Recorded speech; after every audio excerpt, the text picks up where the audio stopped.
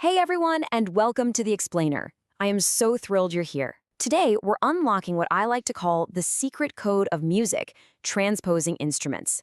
If you've ever glanced at a massive orchestral score and thought it just looked like total chaos, or if you're gearing up for those O/grade 10 music exams and need this whole concept to finally click, well, you're in the right place. We're going to decode this entire system together, step by step. So picture this. You've got a trumpet player, an alto sax player, and a pianist all hanging out in a room. You slap a piece of sheet music in front of them, point to a written C, and say, okay, play this together on the count of 3. 1, 2, 3, and boom. It sounds like an absolute train wreck. Just a clashing, dissonant mess. Why on earth does that happen? Well, because even though they are all reading the exact same note on the page, their instruments are essentially speaking entirely different musical languages. They're physically producing completely different pitches. Okay, let's dive into this. Here is our roadmap for today. 1. When C is not C. 2. Decoding B-flat and E-flat. 3. The F and A families. 4. The octave shifters. And finally, 5. Essential rules to remember. Let's jump right into section 1, when C is not C, unlocking the core concept of transposing instruments. The foundation of everything we're talking about today really comes down to this one simple definition. A transposing instrument produces a different sounding note from the written note. Now, I want to be super clear here. This is not a mistake. The musician isn't just playing a wrong note, and the composer definitely didn't make a typo. This is a deliberate historical design of the instruments themselves. It basically makes fingering way easier for players who have to switch between different sizes of instruments in the exact same family. It's a feature, not a bug. To really wrap your head around this, we have to split our thinking into two distinct ideas. First, you have the written note. This is literally just what's printed on the sheet music. It's an instruction. It tells the musician which buttons to push or exactly where to place their fingers. Versus the sounding note. This is the actual physical pitch that vibrates through the air and hits your ear. We usually call this the concert pitch. So for a transposing instrument, the written note and the sounding note, they are never, ever the same thing. But hey, don't panic. Not every instrument is out to trick you. We actually have plenty of non-transposing instruments. When a flute, oboe, bassoon, piano, violin, viola, cello, trombone, or tuba reads a C, they play a C. And it sounds exactly like a C at concert pitch, right there in the room. What you see on the page is exactly what you get. You'll definitely want to keep this list in the back of your mind, because knowing which instruments don't transpose is just as crucial as knowing which ones do. Moving right along to section 2. Decoding B-flat and E-flat, translating the most common instrument families. All right, these are absolutely the most common transposing instrument families you're going to bump into, especially if you're dealing with wind bands or jazz ensembles. And the golden rule for this first group is delightfully straightforward. The B-flat rule states that when these instruments play a written C, it sounds as a B-flat. Seriously, the name of the instrument literally hands you the answer. It tells you exactly what concert pitch will ring out when they play that written C. Now, here is where things get really interesting, because the specific intervals matter. Yes, they all produce a B-flat, but the octave is key. Think about the B-flat clarinet, the trumpet family, and the soprano saxophone. For these guys, the sounding interval drops down a major second, so a written C sounds just one step down as the B-flat immediately below it. But consider the bass clarinet and the tenor saxophone. Because these are much larger, deeper instruments, they sound a B-flat that is a full octave plus a major second lower. We bundle that together and call it a major ninth lower. Let's shift gears over to the E-flat family.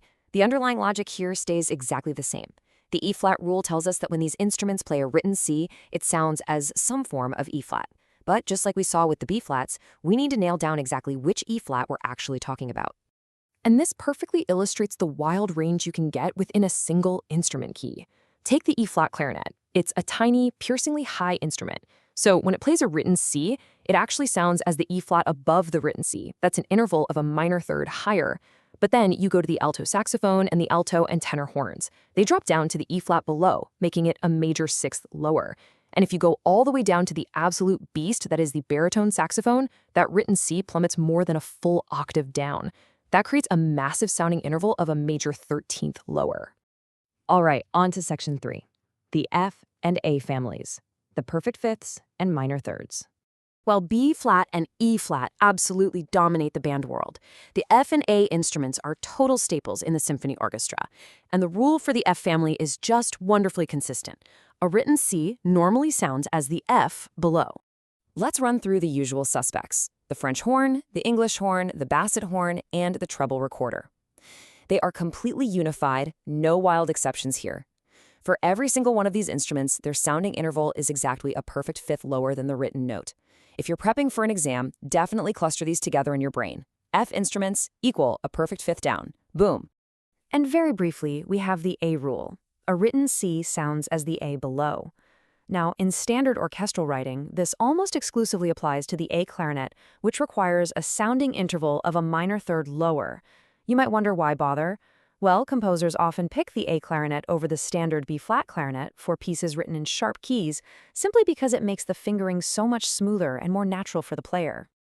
Next up is Section 4, the octave shifters, instruments in C that still transpose. Okay, lean in for this one, because this is where a ton of students get tripped up on sneaky exam questions. The absolutely crucial point is this: an instrument in C can still be a transposing instrument when it sounds in another octave. It's so easy to fall into the trap of assuming that if an instrument is built in the key of C, it must sound exactly as written. But think back to our definition from earlier. A transposing instrument produces a different sounding note, period. So if it plays a C and it sounds like a C, but it's in a completely different octave than what's printed on the staff, that is still technically transposing. So who are these sneaky octave shifters? Well, the Piccolo, Xylophone, and Celesta sound exactly one octave higher than written. The Glockenspiel takes it even further. It leaps 2 full octaves higher. And the reason for this is purely practical. If composers wrote the actual sounding notes for the Glockenspiel, the music would need so many ledger lines floating above the staff that it would be completely unreadable. The exact same logic applies when we go down. The double bassoon, the double bass, and guitars all sound 1 octave lower than their written notes, which keeps their sheet music nicely contained inside the standard staves. Finally, we've made it to Section 5, Essential Rules to Remember, the OL and Grade 10 cheat sheet. Okay, here is the master cheat sheet. These are the specific intervals pulled straight from past papers. The B-flat clarinet and trumpet sound a major second lower. The A clarinet is a minor third lower. Watch out for the odd one out. The E-flat clarinet goes up a minor third higher. The alto sax drops a major sixth lower, while the tenor sax drops a major ninth lower. And of course, your F instruments, like the French and English horns, are firmly a perfect fifth lower. Lock these specific intervals into your memory for sure. And you can't forget the octave rules that the syllabus specifically demands you know. The Piccolo sounds 1 octave higher. The double bassoon and double bass sound 1 octave lower. And here's a really important one we haven't touched on yet: the male tenor voice. When a tenor vocal part is written in the standard treble clef, it actually sounds 1 octave lower than written. So how do we actually apply all this on exam day? Here is your foolproof 3-step action plan for cracking the code. Step 1. Immediately identify the instrument's key from the question. Are you looking at an alto sax in E-flat? Awesome. Step 2. Recall the specific sounding interval rule for it.